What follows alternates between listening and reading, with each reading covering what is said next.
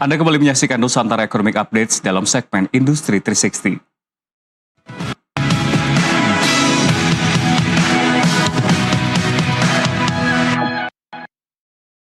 Pemirsa, Presiden Republik Indonesia Prabowo Subianto memastikan pemerintah akan meningkatkan bauran bahan bakar nabati atau biodiesel menjadi 50% atau B50 pada tahun ini.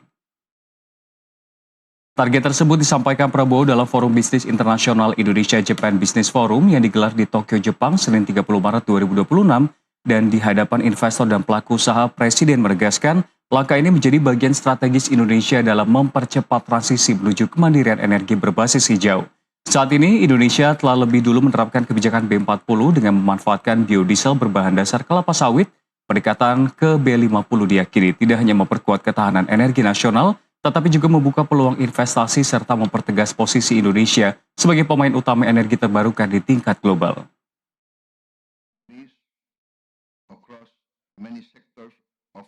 We are going in a big way to biofuel. We will produce this year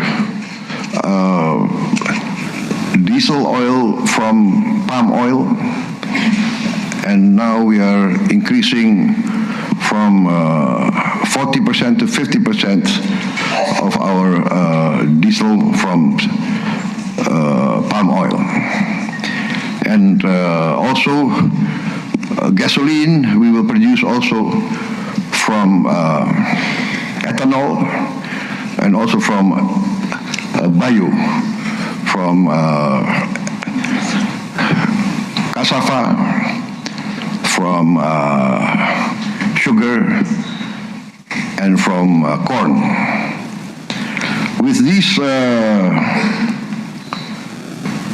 efforts, we will be in a secure position to meet whatever uncertainties there is. We are considering all forms of clean and renewable energy. Although we still have very large reserves of coal, which will be our, let us say, reserve of last resort. Pemirsa, pemerintah resmi menerapkan kebijakan mandatori biodiesel B50 mulai 1 Juli 2026. Kebijakan ini disampaikan Menteri Koordinator Bidang Perekonomian Erlangga Hartarto dalam konferensi pers daring dari Korea Selatan. Penerapan B50 menjadi langkah strategis pemerintah dalam memperkuat kemandirian energi sekaligus menekan dampak gejolak global termasuk konflik di Timur Tengah. Pemerintah menargetkan pengurangan konsumsi bahan bakar fosil hingga 4 juta kiloliter per tahun. Selain itu, efisiensi dari kebijakan ini diproyeksikan mampu menghemat anggaran hingga 48 triliun rupiah dalam 6 bulan.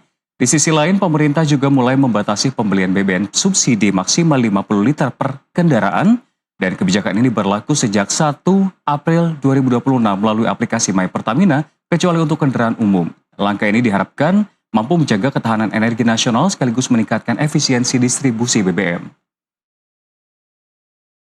Sebagai bagian dari upaya kemandirian energi dan efisiensi energi, pemerintah menerapkan kebijakan B50. Ini mulai berlaku 1 Juli 2026. Pertamina telah siap untuk mengimplementasikan blending, dan ini berpotensi mengurangi penggunaan BBM berbasis fosil sebanyak 4 juta kiloliter. Dan ini dalam 1 tahun, tentu ini dalam 6 bulan ada penghematan dari fosil dan juga ada penghematan subsidi daripada biodiesel yang diperkirakan nilainya 48 triliun. Untuk memastikan distribusi BBM, pemerintah akan melakukan pengaturan pembelian dengan penggunaan barcode My Pertamina dengan batas wajar 50 liter per kendaraan. Ya pemirsa, pemerintah optimistis Indonesia mampu mencapai swasembada energi melalui sektor pertanian, di mana Menteri Pertanian Amran Sulaiman menyebut pemanfaatan komoditas pangan menjadi kunci pengembangan energi terbarukan. Saat ini pemerintah mendorong hilirisasi pertanian termasuk penerapan biodiesel B50 pada tahun ini guna menekan impor solar. Selain itu, pengembangan bahan bakar berbasis etanol juga terus dipercepat melalui skema campuran E20, yakni bensin dengan kandungan 20% etanol. Sumber bahan baku etanol berasal dari komoditas dalam negeri seperti tebu, jagung, dan ubi yang dinilai memiliki potensi besar untuk mendukung ketahanan energi nasional. Di sisi lain, peningkatan ekspor minyak sawit mentah atau CPO turut memperkuat sektor pertanian dan memberi dampak positif bagi petani. Dengan langkah ini, pemerintah menargetkan tercapainya kemandirian pangan sekaligus energi sebagai fondasi menuju Indonesia Emas 2045. Tanggal 5 Juli 2025. Yang kedua adalah janji Bapak Presiden bahwa kita menyetop impor solar digantikan oleh biofuel sawit B50. Itu 5,3 juta ton. Itu tahun ini kita tidak impor. Dan itu selesai. Sudah 2 selesai. Yang ketiga, mimpi kita E20. Apa itu E20? Etanol campuran bensin 20%. Dari mana? Jagung, ubi, dan tebu. Semua bisa tumbuh di Indonesia. Artinya ke depan bagaimana kita mandiri energi, mandiri pangan. Ini kita lakukan bersama-sama, kita bergerak bersama-sama. Tentu nanti Pak Wamen sampaikan atau direksi mau tambahkan. Nah ini kita kejar. Ini ada hikmah. Kondisi geopolitik yang memanas, itu ada hikmahnya bagi Indonesia. Kalau ini mandiri pangan, mandiri energi, ini visi besar Bapak Presiden, itu Indonesia sangat kuat ke depan. Ditambah hilirisasi mineral lainnya seperti nikel, bauksit, dan lain-lain. Kita bisa menjadi pemain utama di dunia, khususnya pangan dan energi. Ini semua lengkap. Pemirsa, pemerintah menargetkan B50 mulai 1 Juli 2026 dengan klaim penghematan impor energi. Namun para pengusaha industri terkait menilai memang sebelumnya bahwa implementasi perlu dilakukan hati-hati karena kesiapan hulu yang terhitung masih terbatas. Lalu seberapa siap industri sawit menjalankan B50 dan apa resiko yang perlu diantisipasi? Kali ini kami akan membahasnya bersama dengan Gulat Manurung, Ketua Umum DPP Asosiasi Petani Kelapa Sawit Indonesia atau APKASindo. Selamat pagi Pak Gulat. Selamat pagi, sehat selalu. Sehat selalu ya Pak. Iya. Semoga sehat juga nih dengan industri sawit dalam negeri. Karena kalau kita melihat ini kan terbilang informasi yang cukup mendadak. Karena di awal tahun ini dikatakan bahwa Iya. kita harus menahan dulu deh untuk B50. Bahkan Dewan Energi Iya. Nasional juga memberikan respon positif termasuk juga APKASindo kan Pak. Iya. Lalu tiba-tiba akhirnya disuruh untuk dijalankan tanggal 1 Juli. Tanggapannya seperti apa? Apakah ini tidak terbilang terburu-buru? Ya, bagi saya tidak ada yang terburu-buru, kecuali baru kemarin diteliti, baru diuji. Ini kan sudah dari 10 tahun lalu, ya zaman Bapak Presiden Jokowi sudah dirancang bangun. Jadi apa yang sekarang ini dikatakan oleh pemerintah, Juli harus kita B50, siap. Nah, tetapi kesiapan itu kan juga harus kita buat penataan. Jadi alasan siap itu karena memang mendesak. Situasi dunia, bukan cuma Indonesia, adalah bakal mengalami krisis energi pasca perang di Iran. Pertanyaannya, cukupkah? Cukup, dicukupkan, konsekuensinya ada. Tentu yang dari total produksi kita di 2025 56 juta ton, berarti kan 32 juta ton itu kan di dalam bentuk ekspor, CPO dan turunannya. Nah kalau kita lihat juga yang diekspor itu dalam bentuk turunannya kan lebih dominan. CPO-nya kan dalam bentuk yang rendah lah gitu ya. Kurang lebih 7% dari total. Konsekuensinya apa? Ya kita kurangi ekspor. Dampaknya apa? Berkurang pemasukan negara. BPDP tidak mendapatkan dana yang cukup. Nah, konsekuensi lainnya apa? Tentu ini juga terkait kepada pemasukan negara dalam bentuk bea keluar dan lain-lain. Tapi apapun itu, saya melihat kepentingan negara di atas segala-galanya. Jadi udah besar. Pemerintahan Presiden Prabowo memutuskan itu dengan cepat. Ya, tidak lucu ya. Indonesia yang sebagai produsen CPO terbesar 60% itu dari Indonesia untuk minyak sawit. Yang sudah bisa di-launching untuk B30, 35, B40, B50, bensin sawit, bahkan ke after sudah, kok malah kita takut dengan rawan energi. Nah, jadi kami petani sawit sangat mendukung hal ini, karena memang kepentingan dalam negara di atas segala-galanya. Dan kami juga meminta kepada semua stakeholder sawit, termasuk itu perusahaan-perusahaan. Ayo, tunjukkan nasionalisme. Tunjukkan bahwa kita sawit adalah Indonesia. Jangan lagi mengulangi kesalahan-kesalahan di masa lalu ketika harga CPO naik, semua rebutan ekspor. Dalam pemerintahan Presiden Prabowo tentu semuanya ya tidak berani lah macam-macam ya. Nah itu yang pertama. Yang kedua, itu akan semakin penting ke depan, pelajaran penting ke depan, karena kita sudah belajar dari kasus kejadian Presiden Jokowi di 2022 melarang ekspor CPO, dunia kan kelabakan. Nah, jadi itu tandanya bahwa memang CPO itu dibutuhkan, minyak sawit dibutuhkan dunia. Tetapi kita jangan euforia senang. Masalah-masalah yang kita hadapi saat ini, semua udah tahu kok. Pastilah ya, masyarakat Indonesia khususnya, klaim-klaim dalam kawasan hutan, sudahlah. Kita nggak usah lagi bernostalgia, berhalunisasi dengan kawasan hutan yang sudah tidak berhutan. Kita selesaikan. Kemarin Bapak Barita Simanjuntak, juru bicara Satgas PKH, sudah dengan tegas mengatakan itu kebun-kebun sawit masyarakat khususnya yang paling banyak sekarang menderita, klaim kawasan hutan ini akan segera dibantu Bapak Presiden melalui pemberdayaan. Nah, jadi ini cara kita juga menyelesaikan masalah yang tradisional, saya bilang, karena ini sudah cukup lama. Yang kedua adalah bagaimana kita mendukung program Bapak Presiden Prabowo ini supaya kita jangan dibilang ngomong-ngomong kan? Program peremajaan sawit rakyat ini kan selama ini tidak pernah mencapai target. Dari ditarget 2,7 juta hektar per tahun 2025 baru 400 ribu. Bisa dihitung berapa persen. Kalau kita buat urutan permasalahan utamanya itu adalah persyaratannya yang dibuat tidak sesuai dengan kemampuan petani sawit. Terlampau tinggi persyaratannya. Yang kedua, persyaratannya itu juga ada yang membuat itu kartu tembok ya. Tembok yang nggak bisa ditembus. Itu klaim kawasan hutan. Kembali, ya pada zaman dulu siapa yang tahu kawasan hutan? Yang tahu kawasan hutan itu pada 10 tahun yang lalu, itu hanya Kementerian Kehutanan dan Tuhan, saya bilang. Karena nggak ada yang tahu. Batasnya nggak ada, tandanya nggak ada, tiba-tiba sekarang kawasan hutan. Kawasan hutan. Makanya, 10 tahun lalu yang tahu kawasan hutan itu di negara ini, hanya Kementerian Kehutanan dan Tuhan yang tahu, saya bilang. Nah, sekarang kita harus membuka itu. Bapak Presiden Prabowo sudah memberikan beberapa resolusi. Kami petani sawit sangat apresiasi akan hal itu gitu.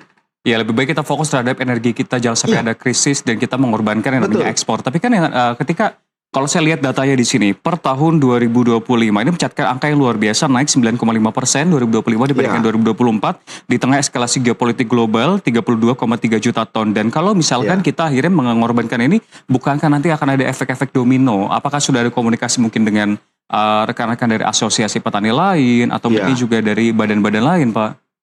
Ya, saya pikir begini ya, kalau dipertaruhkan head to head, apakah kita tidak akan mengorbankan ekspor? Pertanyaannya, mana lebih penting? Ekspor atau ketersediaan energi bagi masyarakat Indonesia? Lah, kita jangan hanya bercerita sawit itu Indonesia, tapi ketika kita butuh bahan bakar energi dari sawit, kita malah mengekspor. Nah, itu saya bilang, kepentingan dalam negeri, saya sepakat ya, dan itu sangat tegas, bahwa kepentingan dalam negeri di atas segala-galanya. Supaya jangan lagi kejadian seperti dulu ketika minyak goreng langka ternyata nggak ada bahan bakunya karena berlomba ekspor. Jangan lagi kejadian. Makanya saya berkali-kali mengatakan Badan Otoritas Sawit Indonesia atau BOSI atau Badan Kelepasan Nasional yang sudah dirancang bangun di Bappenas itu segera di launching. Karena apa? Karena sawit ini sekarang bukan hanya milik Indonesia lagi tapi dunia. Bapak bisa bayangkan Iran itu Selat Hormuz itu cuma 25% dari situ minyak fosil untuk mensuplai dunia. Hebohnya minta ampun sekarang. Indonesia 60% memproduksi minyak sawit secara global. Kalau ditambah Malaysia 80%, 60% lah Indonesia. Masa kita nggak punya bargaining? Kenapa? Karena kita tidak dipimpin ataupun dalam suatu kelembagaan. Saat ini ada 37 kementerian kelembagaan ngurusin sawit. Nggak ada yang fokus. Makanya itu sengaja dibiarkan supaya kita tetap seperti ini. Makanya kita petani sawit Indonesia sudah menyampaikan ke Bapak Menteri Bappenas dan Bapak Menteri Bappenas sudah membentuk satgas khusus dan disebut namanya Badan Kelepasan Nasional. Jadi semuanya nanti di sini dari sawit sektor hulu hilir sampai turunannya tidak ada kementerian lain ngurusin, langsung di bawah Bapak Presiden. Itulah betapa seksinya sawit. Kita juga harus naik kelas. Ya gitu. Jangan kita lagi mengulangi masa-masa dulu karena dunia ini sawit ini bukan cuma di Indonesia. Saya katakan ini sudah geopolitik.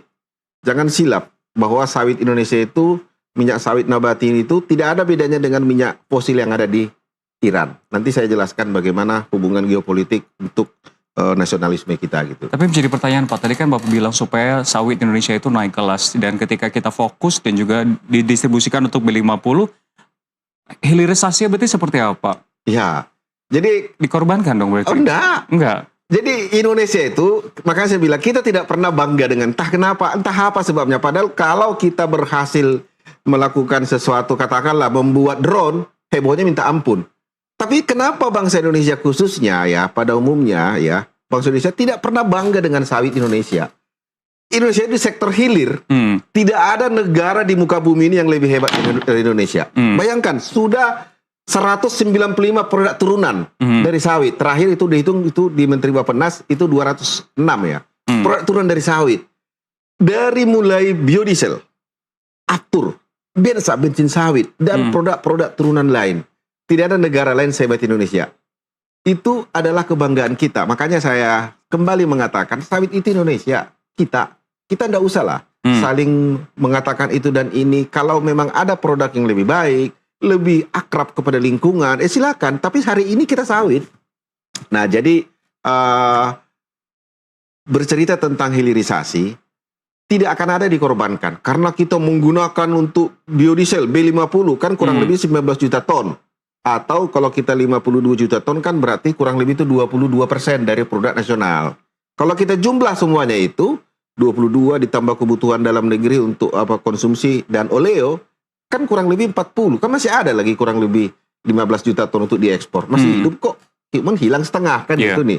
Nah, nggak apa-apa sambil menunggu reda di Selat Hormuz yang bergejolak. Tetapi hilirisasi tidak ada yang dikorbankan dalam hal B50. Tetapi kita harus juga melihat semuanya penting. Makanya menjaga sektor hulu adalah kata kunci daripada hilirisasi. Menjaga hari ini kita butuh energi dari B50. Kita harus mengatakan yes, tetapi kita jangan cukup yes. Perbaiki sektor hulu untuk menyambut 3-5 tahun ke depan. Kenapa? Sawit kita saat ini produktivitasnya sangat rendah, terkhusus kami petani sawit rakyat. Oleh karena itu, kita harus memperbaiki ini sehingga besok kembali normal, ekspor seperti yang hari ini, dan tidak ada lagi kita tarik-menarik untuk food, oleo, dan biodiesel, energi gitu. Tapi kembali lagi Pak, sebelum terkait dengan wacana B50 diterapkan, kita kan sama mempertanyakan soal bagaimana untuk meningkatkan volume produksi. Salah satunya menjadi pertanyaan adalah replanting yang diterapkan di Indonesia ini terbilang masih belum berhasil. Tentunya ketika pemerintah melakukan hal tersebut, kita harus memberikan syarat terhadap pemerintah. Mungkin evaluasi seperti apa, tapi dijawab nanti usai jeda Pak. Karena kita akan kembali dengan diskusi lebih mendalam. Pemirsa, tetaplah bersama kami, karena kami akan segera kembali. Sarana